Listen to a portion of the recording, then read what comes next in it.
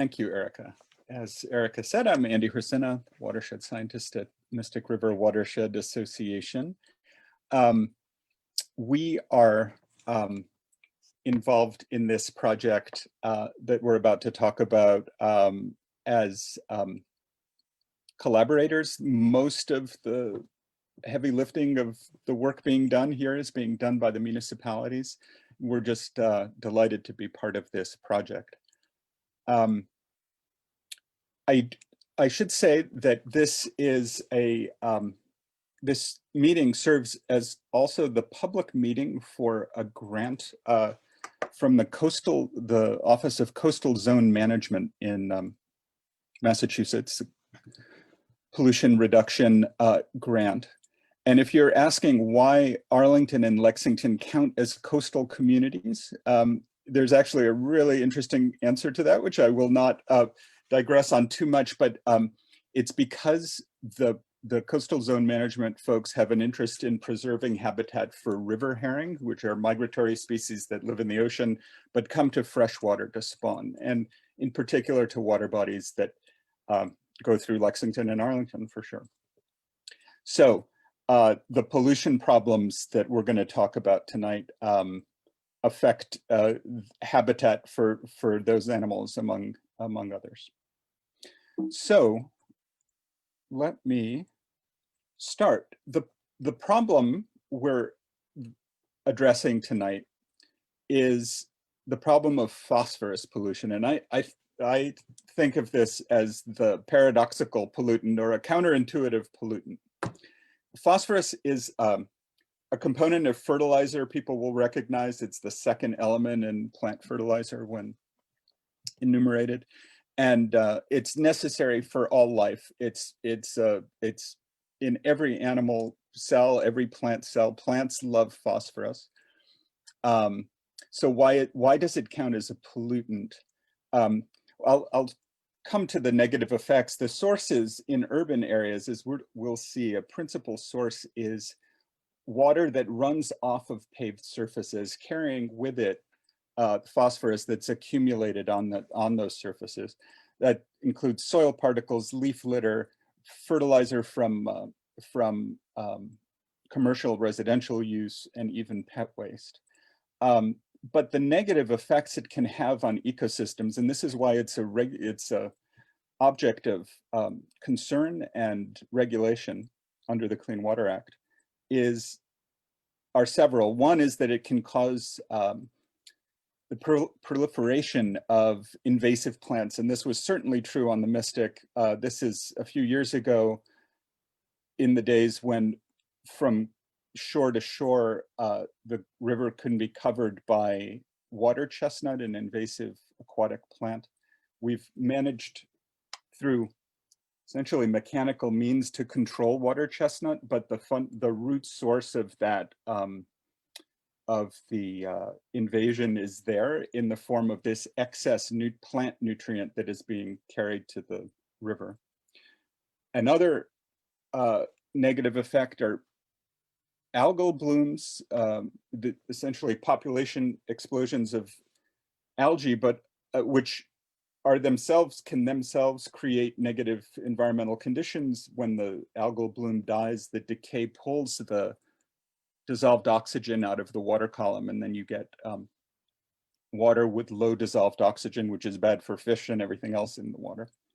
But it can also cause, as in this case, cyanobacteria blooms, so-called blue-green algae blooms. And you can see the river from the Upper Mystic Lake down to the Amelia Earhart Dam in July of 2017 was pea soup green, a very typical presentation of cyanobacteria.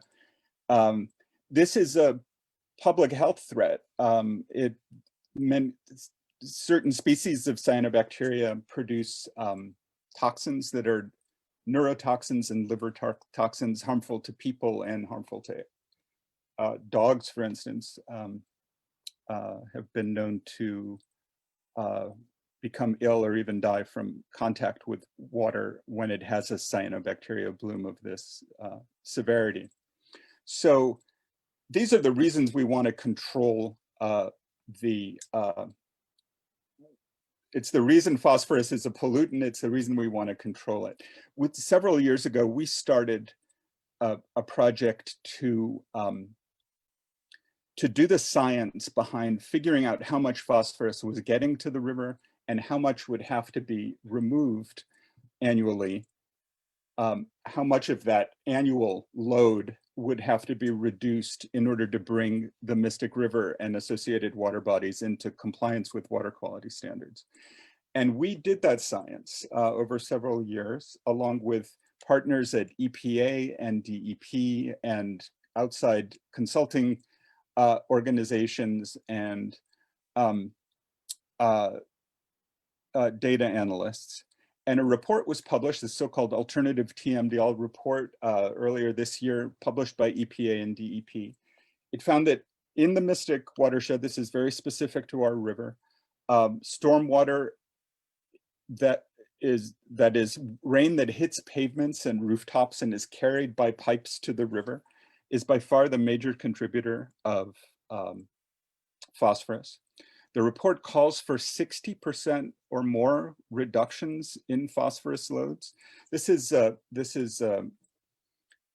finding that happens under the authority of the Clean Water Act. So if this is encoded in a permit, it'll have the power of the Clean Water Act behind it, and towns will be responsible for reducing phosphorus. So now the question is, right, we know why it's bad. This is how much it has to be reduced. So how do you do that? To answer the question of how you do that, it's interesting to look at the what you can think of as the root cause of excess nutrients in urban areas. It's kind of intuitive to understand why you'd have excess phosphorus in agricultural areas, which happens because you have too much fertilizer that runs off and gets to water bodies.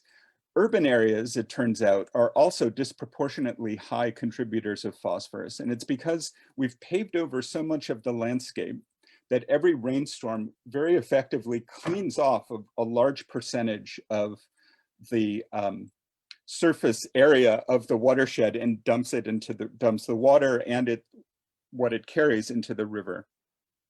So this is an image of just impervious surface, which is either rooftop or asphalt. If the little inset shows what this looks like, if you zoom into this GIS layer, you can see that it's roads and rooftops that are delineated. And so material builds up, including organic material leaf litter, for instance, that would stay on the landscape if this were a forest, is swept to the river if it's an urbanized area. So what's the solution, keeping that root cause in mind? It's to essentially undo the effects of impervious surface, to soak up the rain, to allow the rain to infiltrate through soils before it gets to the river. And so there are a number of ways of doing this. One it's the category of engineered solution here is called green infrastructure. This is a large scale implementation in Cambridge where a whole neighborhood drains into this wetland. The wetland serves as a kind of filter for phosphorus. There are medium scale solutions like this rain garden in Arlington that captures rain from a single parking lot. And they're small scale, but we think of them as mighty solutions. These infiltration trenches that we're going to talk about tonight. So I am going to, with that, turn over the presentation to Emily Sullivan from the town of Arlington. Thank you, Andy. Hi, everyone. My name is Emily Sullivan. I am the environmental planner and conservation agent for the town of Arlington. And I just want to give credit to Wayne Chenard, who's pictured in this picture. He's our town engineer, and he's definitely the brains behind this infiltration trench, which I'll go through tonight. He's done a lot of design and put a lot of effort into it, and he actually won an EPA award for his work in stormwater. So in Arlington, we feel very lucky to have Wayne and his passion for stormwater. So typically with stormwater, the traditional method of handling stormwater is to get it to pipes underground and then send that water through those pipes to water bodies like the Mystic River in other places like that. And so these pipes in this stormwater system, they were installed a long time ago. They don't necessarily, they weren't sized for the rain events maybe that we are seeing today. But they're also a pretty intensive, what we call gray infrastructure. So that's like building pipes and stuff like that, not the green infrastructure that Andy was mentioning with the wetlands and the rain gardens. And so in Arlington, what we've been doing is adding what we call our infiltration trenches to our stormwater system. And that's pretty much just augmenting the existing stormwater piping network. And so we locate catch basins in town, and then we excavate a trench next to the catch basin so that when it rains and that water starts filling up that catch basin, and sometimes you see localized flooding, the water will actually drain into the excavated area, which is eventually covered up. So you can't see it when it happens, but it goes through the stone, and then it infiltrates down into the ground. And so that infiltration part of the trenches is super important because it touches on what Andy was talking about removing phosphorus from stormwater, so that eventually when this water goes back down into our water bodies, it's less polluted. This concept of the infiltration trench began in Arlington in 2017. Arlington received a natural resources damages grant through Mass DEP when there was an oil spill in the Mystic River. And so through this project, we kind of started to workshop the idea of infiltration trenches, and we installed 11 trenches. And then in 2020, with the help of Myra, Arlington received another CZM grant. So a lot of CZM grants. And through that process, we installed 20 trenches and then 2 rain gardens. So Andy showed a picture of a rain garden earlier. Rain gardens are also great for infiltrating stormwater and purifying it before it goes back into the stormwater system.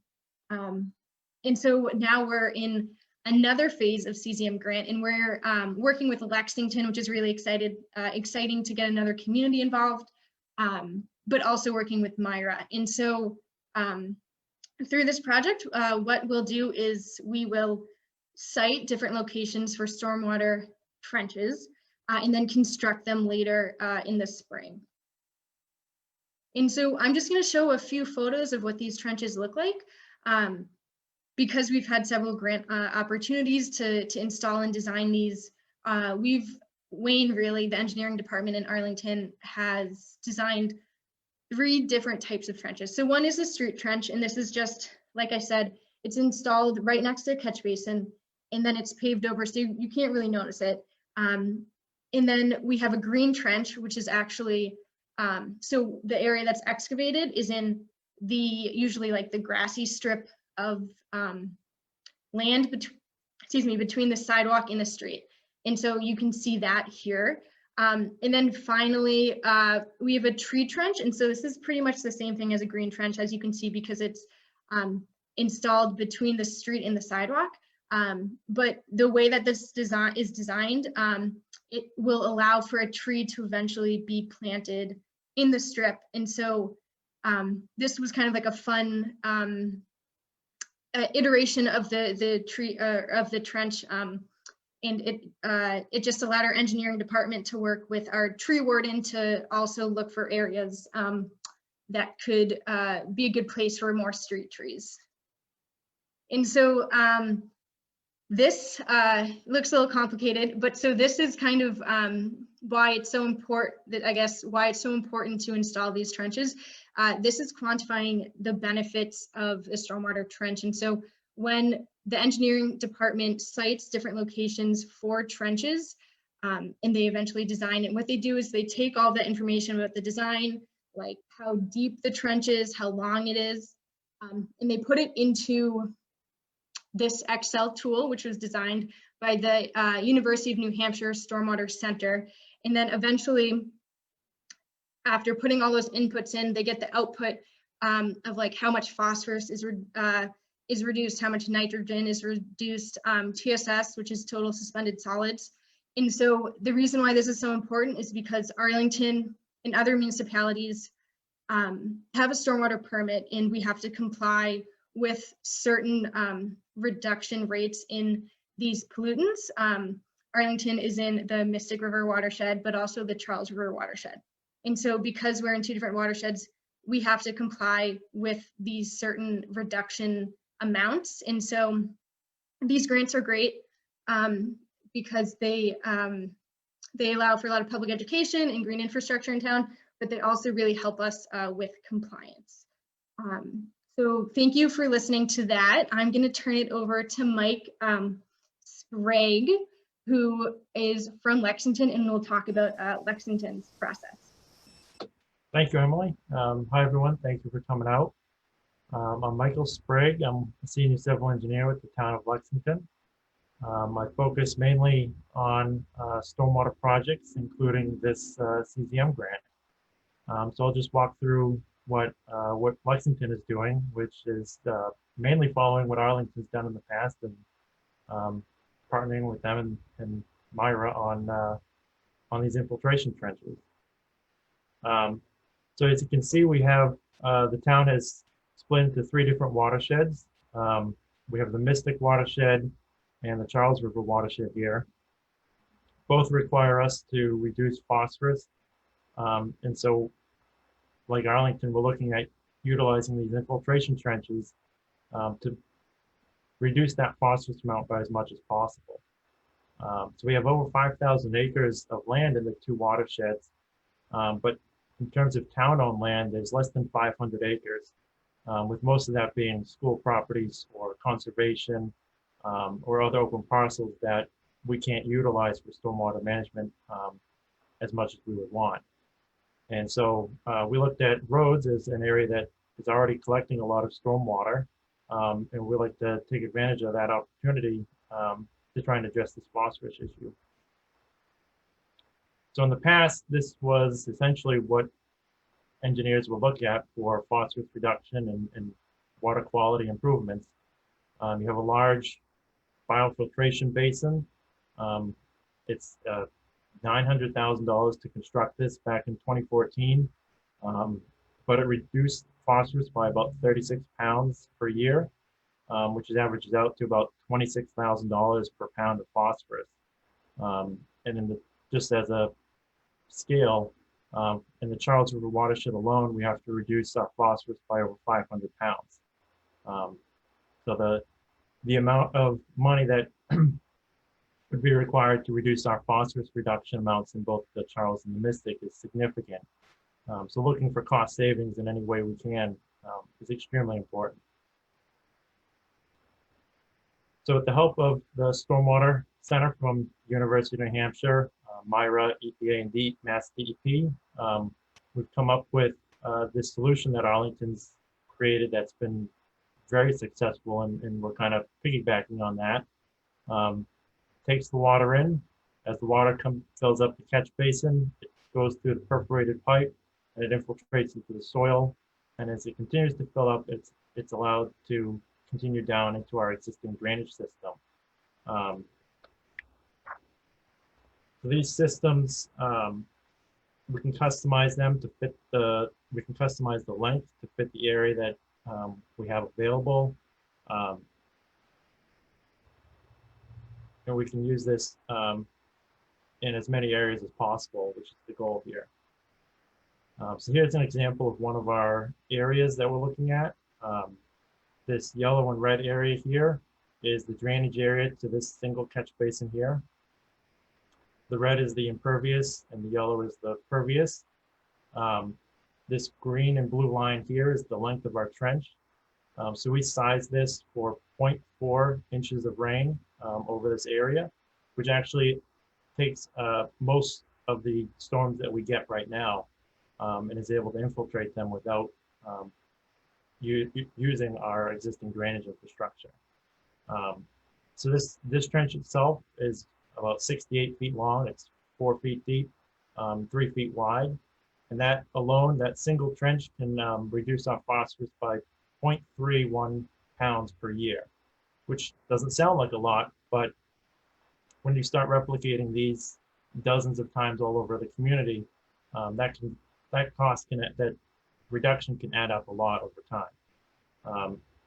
And based on what Arlington's done in the past, we're estimating these trenches to cost only about $5,000 per unit, which comes out to a lower unit cost than we saw previously at $26,000 per pound. These also have the added benefit of reducing the volume of rainwater that's going through our pipes, which can help in some localized flooding situations. This is just an example of one of the areas we're looking at in more detail. You can see the yellow is our drainage system. This green line is our sewer system, and the blue is our water system. We're looking at this catch basin here as there's no utility conflicts. The red line that you see indicates a road that we've paved within the last 5 years. Since we don't want to dig up our new roads, it helps us narrow down where we need to look each year. And that helps us just kind of figure out where to concentrate our efforts on.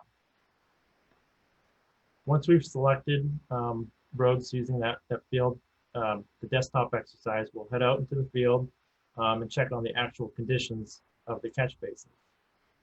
Here we want to look for the road grades, make sure we want to find a flatter area. We want to look at the structural integrity of that catch basin. If it needs replacement, we might as well put that trench in while we're doing that replacement. We're also looking for any utility conflicts that might exist, like a water service line here, or there might be gas service that's there. So any of these issues could affect where we want to install these trenches, which is why we're doing field visits to verify those. And so just some of our lessons learned so far is that these small scale BMPs seem to be, they reduce costs overall while utilizing our existing infrastructure. They have no negative impact to our capacity of our existing drainage system to handle storm events. In fact, most cases, they'll actually increase the capacity of our drainage system. And that a little work each year can add up to a significant cost over time, which is always a good thing to save costs, to save money in the long run. And so with that, I will turn it back over to Andy. Thank you. Thank you very much, Mike. I just want to show one additional slide. Whoops.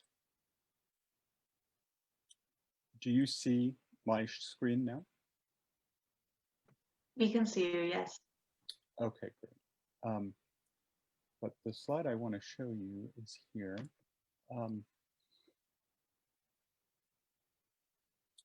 So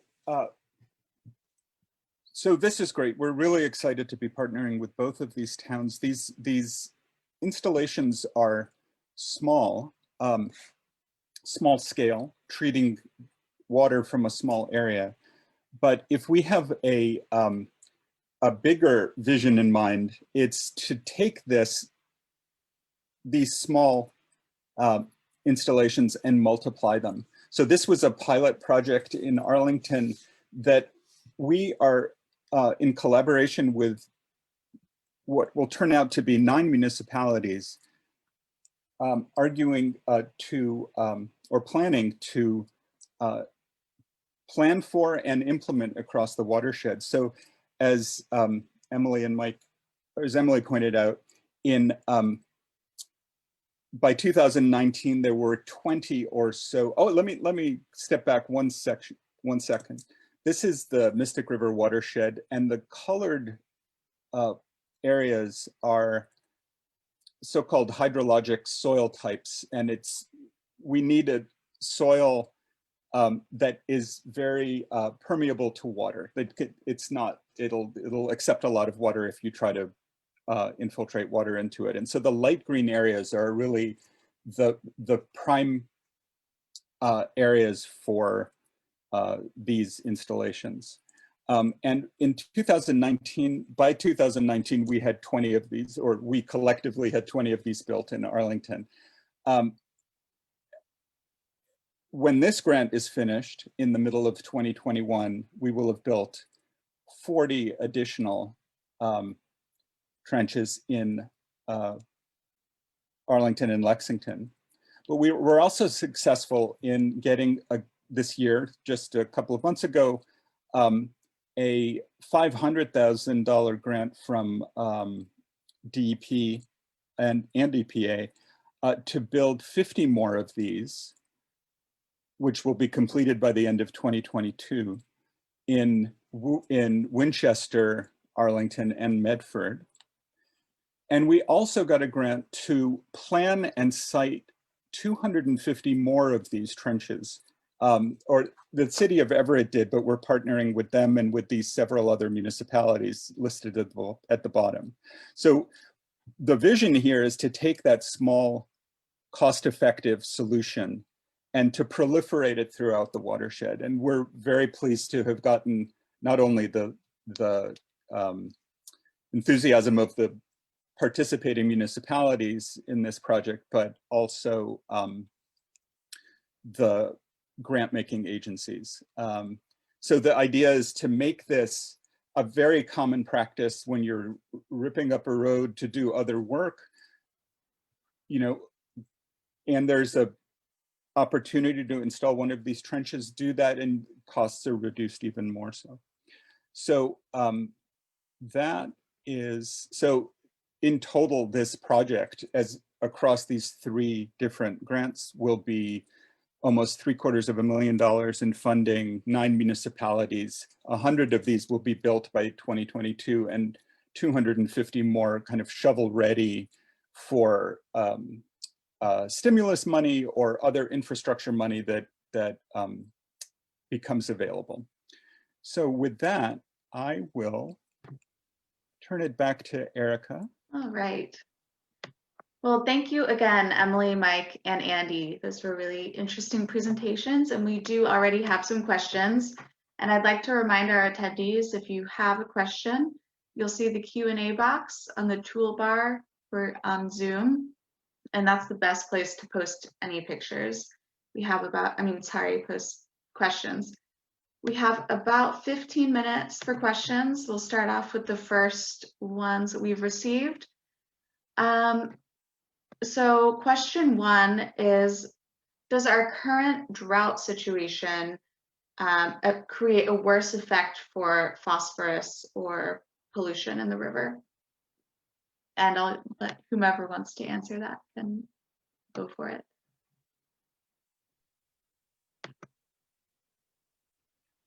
I can take a shot. By saying I don't know. There are a number of possible mechanisms. So phosphorus is introduced by rain. So if it rains less over a given period of time, you'll have over that period of time less phosphorus introduced into the water bodies. But it has this feature, and certainly in our urban areas, where it builds up on those surfaces. So what you get is after a long drought period, the next rain event is going to sweep all the accumulated phosphorus into the river all at once. So you'll get different patterns of loading essentially in drought conditions. I don't know, Mike, if you have any other speculations there. The only thing I would add is that the drier the soil is, sometimes that can impact how much infiltration you get, which can reduce that amount when you get these very heavy, intense storms all at once. We get the flash flooding kind of effects. So that could also happen and impact that phosphorus amount. And this is a follow-up question, probably best for you, Andy. Do you expect to see anything unexpected in the baseline water quality monitoring data because of the drought? You know, another excellent question. I think, you know, our baseline data that we acquire is sort of once a month, and probably you won't see a strong signal. It's very reliant on when the most recent rain event was. So for phosphorus levels, I suspect, I don't know the answer. I can, but if you email me, I can look back at drought year data from 2017 or 2016 was a drought year, and share that with you. That would be interesting. And Mike, this is a follow-up question for you. Can you repeat there was a cost comparison of the Lexington trench compared, was it with the Arlington trench? And someone is just hoping that you can repeat that cost comparison. Yeah, based on what Arlington's unit prices were for the construction last year of the street trenches, it appeared to be about $5,000 each for a street trench. I was comparing that to the biofiltration basin that we built back in 2014 at the old res, which was a $900,000 project. Included several other items, but essentially came down to about $26,000 per pound of phosphorus removed. Thank you. This is both for Emily and Mike. So what other phosphorus reduction measures are in place in the towns, or what are you thinking about doing for the future in concert with these infiltration trenches? Well, I guess I'll start.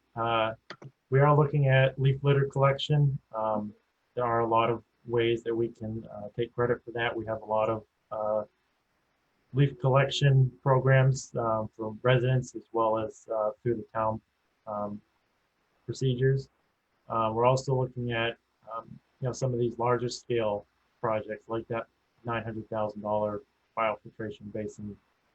We actually have another grant with Arlington with a bunch of communities in the Upper Mystic to construct stormwater wetlands throughout the area that can also help reduce phosphorus along with water quantity benefits. And there's several different avenues that we're looking to remove phosphorus to try and reach those goals of that we're mandated to meet. Yeah, to add on to what Mike said, I think similarly in Arlington, we do leaf and yard waste collection. We are looking at these larger opportunities for green infrastructure with similar benefits. Like Mike said, they're pretty expensive, as you can see from their 2014 example, and they also require open space. And so in Arlington, we perhaps don't have as much open space as Lexington. And so because of that, I think we're focusing more so on regulating development a little bit more, and not in terms of trying to prevent it, but just trying to make sure that stormwater is on site, is treated on site. And so the stormwater permit that we have to comply with through the EPA is called the MS4 permit. And one of the criteria that we have to comply with is updating our stormwater bylaw. And so in Arlington, we are drafting up a stormwater bylaw update that will just regulate how stormwater is treated on site, on properties, on private parcels, public parcels, when there is an increase in 350 square feet or more of impervious surface. And so we're hoping that since the town of Arlington itself, the municipality doesn't own a lot of land in town, it's mostly private property owners, we're hoping to encourage better management of stormwater on those sites through that bylaw update. Thank you. And again, for Emily or Mike, are the existing catch basins, or any of those used as an inlet to the trenches? Like, does any of the water from the catch basins go to those at all?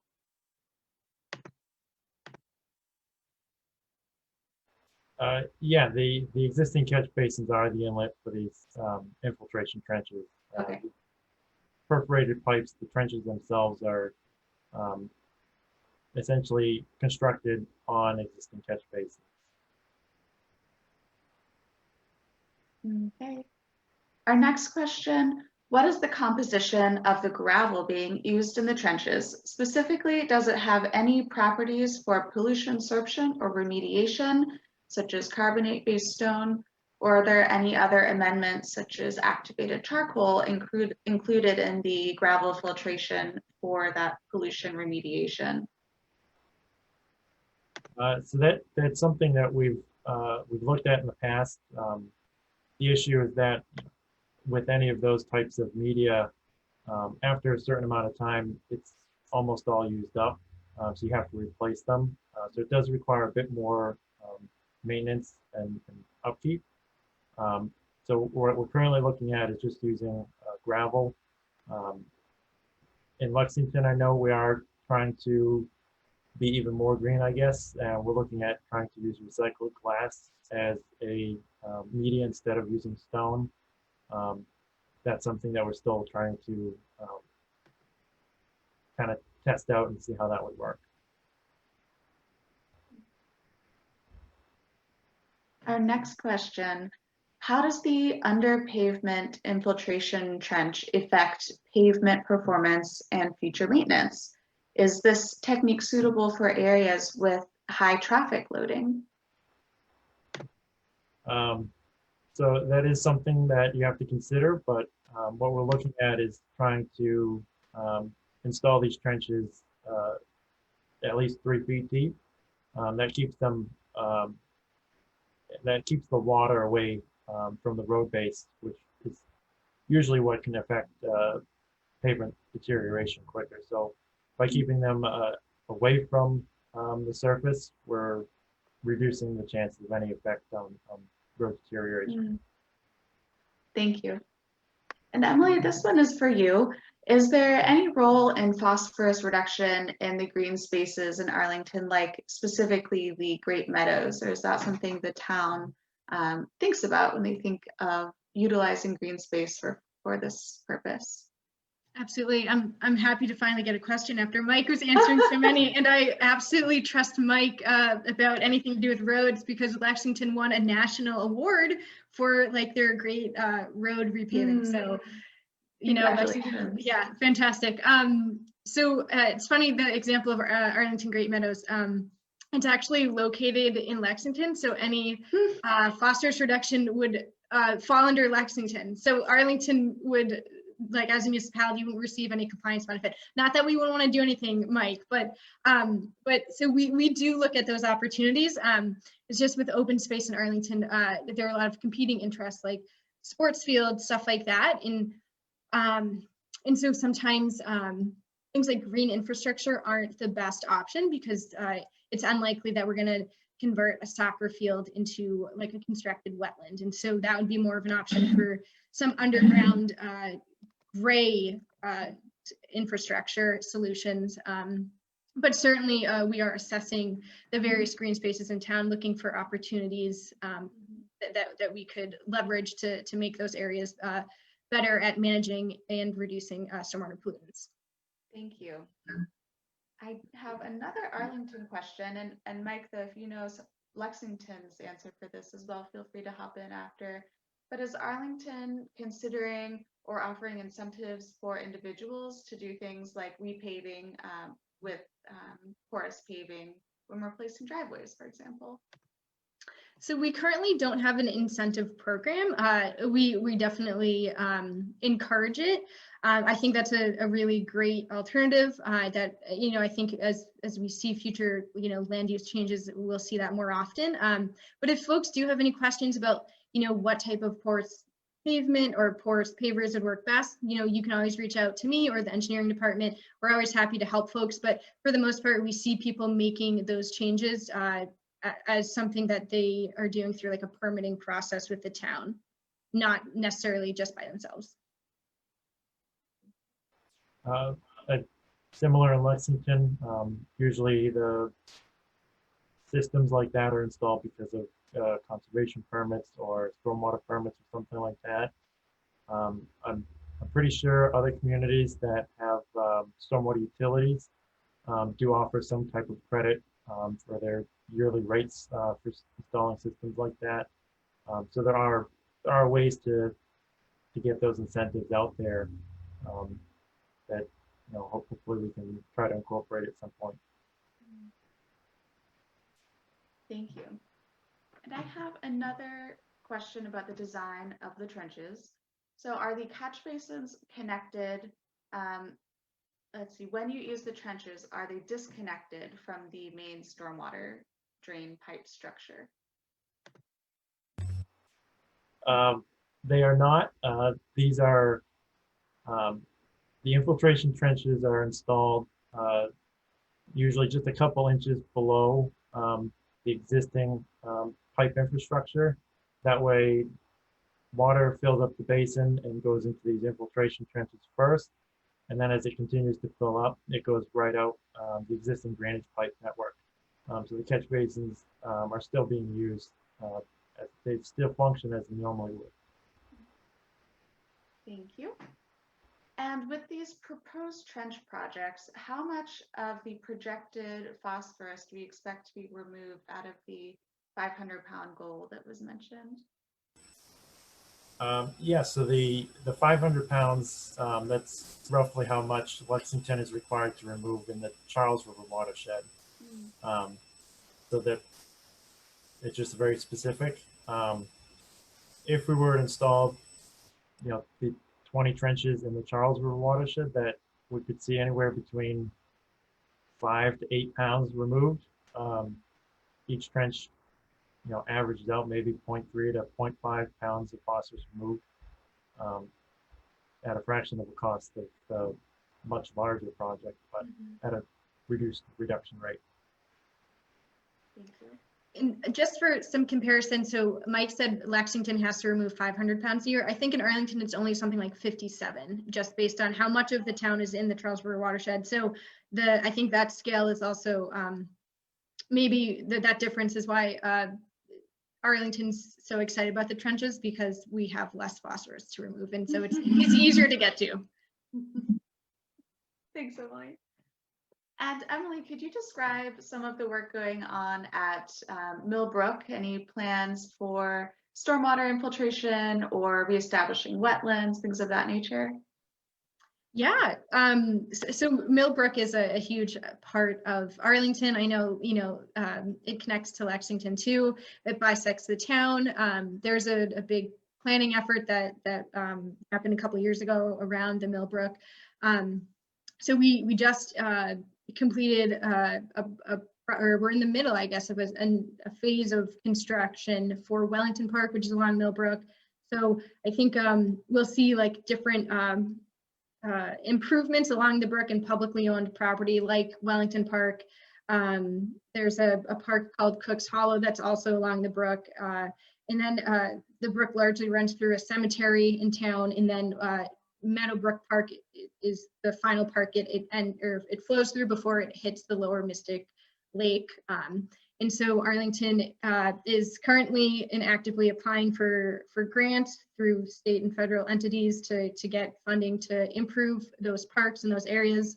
And also Mike mentioned a regional grant that Arlington is a part of, where it's looking at, with the Mystic River watershed and a lot of communities in the upper watershed, looking at opportunities for these large green infrastructure opportunities similar to the Alewife constructed wetlands. So we've narrowed down, some really great sites across 6 municipalities right now.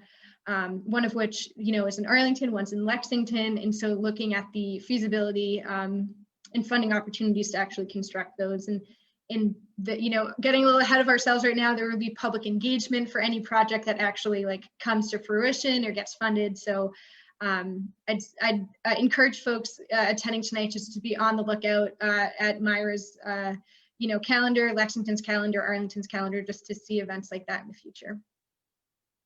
Thank you. And Andy, so Emily mentioned Cook's Hollow, and we have a question actually about that. Since river herring are spawning in Millbrook, west of Mystic Street in Cooks Hollow. Does that indicate a water quality improvement? Here again, I will guess, take the liberty of guessing, and I would say no. Probably the reason you, which is to say, I think that Millbrook is good habitat for river herring. One of the species, I believe it's blueback herring, prefers to, it may be alewife, prefers to spawn in streams rather than in lakes. I think if we notice now more, I too have noticed fish there. If we notice more fish now, it's because there are more fish. That is the regional, the system-wide habitat restoration in the upper Mystic Lake has just enlarged the population, and you're just much more likely to see fish. Would be my guess. Thank you. Thanks for letting me interject that herring question. So a couple more questions. There was a summary slide mentioning that drainage capacity is increased when trenches are installed. Emily or Mike, could you talk about how much capacity is added per catch basin? Yeah, so that's going to depend on the length and size of the trench. In that one example that I had on my slide with the red and yellow area, that trench could reduce volume of about 24,000 cubic feet per year, which is significant, but remember, I was only treating about 0.4 inches of rain. So it's roughly a 70% reduction for smaller storm events. Thank you. All right, and Mike or Emily, could you compare the cost per pound of phosphorus removed between trenches, rain gardens, or bioretention basins, the other types of green infrastructure that towns are utilizing? I can give a first stab at it, Mike, and then if you want to interject, feel free to. So like Mike was saying, the trenches in Arlington, depending on the street, green and tree trench, they cost anywhere between maybe $3,500 and $5,000. So there's that range. And then we've seen, I showed that spreadsheet, which looked kind of complicated about like all the inputs and outputs and how to actually quantify the benefit of these trenches.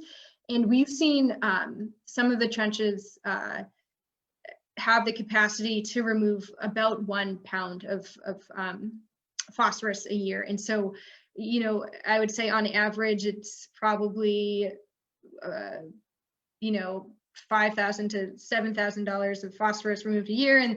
And rain gardens, we saw they cost a little bit more than trenches. They cost in Arlington, when we designed 2 last year, I think each cost $20,000 approximately. And so I think that they reduce phosphorus more. I don't have the exact number in mind, but Arlington just felt that it was more cost effective to install trenches than rain gardens because rain gardens need more space and they cost more money. However, there are a lot of co-benefits to rain gardens, like you can actually see it working and functioning, and it's great for public education and beautification. And then we also use it as kind of like a traffic calming device in town. But then I guess when you compare that to Mike, I'm thinking about your 2014 example of a $900,000 kind of retention area. And you said what, 36 pounds a year, and it was. Yeah, it was $26,000 per pound for that specific project, which included, of course, pavement, parking lot, the biofiltration basin, and some other components of it. But yeah, we're probably expecting somewhere between $5,000 and $8,000 to $10,000 per pound for the street trenches. So you can see that there's some cost savings there. I will say that EPA several years ago put out an estimate for phosphorus removal per pound, which was roughly $80,000 per pound. So we're already finding better ways to remove phosphorus for much cheaper prices than they were even several years ago. Thank you both. And this is our last question. How do we learn about plans for the trenches, ones that have already been installed? Is there somewhere people can go to see these locations? So I know in Arlington, we are hoping to one day do kind of like a green infrastructure map. Like Cambridge has a really nice example if people want to check out like something to aspire to. But so Arlington, we have our mapping system, our GIS department. We do keep track of all of these trenches. We just don't have anything really public facing right now. But if folks are interested specifically, in Arlington, I recommend they reach out to me. Mike was showing some really great photos of them citing the locations in Lexington. Arlington is still going through that process. So we haven't identified specifically where they will be constructed, but we do know that a lot of the trenches will be constructed in East Arlington just because of the soils that Andy mentioned. They don't exist in other parts of town, or other parts of town are mostly ledge, and so water doesn't infiltrate through rock very easily, and so we're just limited in the site constraints of depending on the topography and soil characteristics of town.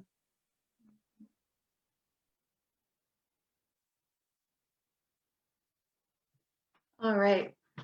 Well, thank you. I would like to thank you, Emily and Mike, especially for joining us today. We're really grateful to have you here and explain these projects to our community. And thank you everyone for attending. If you have other questions that didn't get answered and you'd like us to pass them on or answer in-house, we're more than happy to. Just send me an email. My email is erica.wood@mysticriver.org. I put that in the chat. Otherwise, we hope you have a great night. The policy committee will be meeting at 8 p.m. And if you have not registered yet, you will find the link on the Myro website. I'm sorry I didn't get that copied into the chat, but I encourage anyone who wants to attend to be there. And thank you again. Thanks, everybody. Thank you. Good night. Bye.